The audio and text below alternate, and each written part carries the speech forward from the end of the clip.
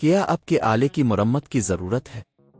ہم مفت تشخیص پیش کرتے ہیں، بغیر کسی فون سفر کے آپ کے دروازے سے لے کر واپس کرتے ہیں۔ مرمت سے پہلے قیمت بھیجتے ہیں اور صرف آپ کی منظوری کے بعد آگے بڑھتے ہیں۔ سادہ، شفاف اور پیشہ ورانہ۔ تفصیل میں link. Dyson V11 vacuum cleaner کی گٹیل کو تبدیل کرنا ایک سادہ لیکن اہم عمل ہے۔ یہ آپ کے ویکیوم کلینر کی کارکردگی کو بہتر بنانے میں مدد دیتا ہے۔ اس ویڈیو میں ہم اس عمل کو قدم با قدم دیکھیں گے۔ مواد کی ضرورت: ایک نئی گٹیل ڈائسن V11 کے لیے مخصوص، 2 سکریو ڈرایور، 3 نرم کپڑا ٹشو۔ پہلا قدم، ویکیوم کلینر کو بند کریں۔ سب سے پہلے اپنے ڈائسن V11 کو بند کریں تاکہ کسی بھی قسم کے حادثات سے بچا جا سکے۔ یہ یقینی بنائیں کہ ویکیوم کلینر کا پلگ نکال دیا گیا ہے۔ دوسرا قدم، پرانی گٹیل کو ہٹائیں۔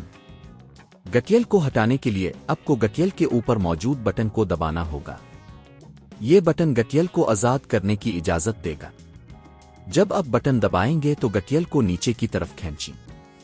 تیسرا قدم، نئی گٹیل کو انسٹال کریں۔ اب نئی گٹیل کو صحیح جگہ پر رکھیں۔ گٹیل کو اوپر کی طرف دھکیلیں جب تک کہ وہ اپنے مقام پر نہ بیٹھ جائے۔ آپ کو ایک کلک کی آواز سنائی دے گی جب گٹیل درست طور پر لگ جائے گی۔ چوتھا قدم، چیک کریں کہ گٹیل صحیح طریقے سے لگی ہے۔ گٹیل کی صحیح تنصیب کو یقینی بنانے کے لیے اسے ہلکا سا کھینچیں۔ اگر یہ مضبوطی سے جڑی ہوئی ہے تو آپ کا کام مکمل ہے۔ پانچواں قدم، ویکیوم کلینر کو دوبارہ آن کریں۔ اب اپنے ویکیوم کلینر کو پلگ ان کریں اور اسے آن کریں۔ یہ چیک کریں کہ گٹیل صحیح طور پر کام کر رہی ہے یا نہیں۔ یہ عمل عموماً 10-15 منٹ لیتا ہے اور آپ خود بھی یہ کام کر سکتے ہیں۔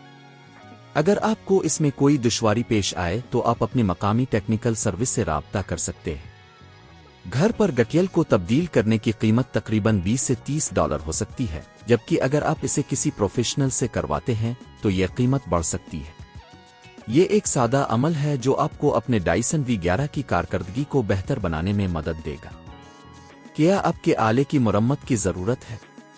ہم مفت تشخیص پیش کرتے ہیں، بغیر کسی فون سفر کے آپ کے دروازے سے لے کر واپس کرتے ہیں۔ مرمت سے پہلے قیمت بھیجتے ہیں اور صرف آپ کی منظوری کے بعد آگے بڑھتے ہیں۔ سادہ، شفاف اور پیشہ ورانہ۔ تفصیل میں لنک۔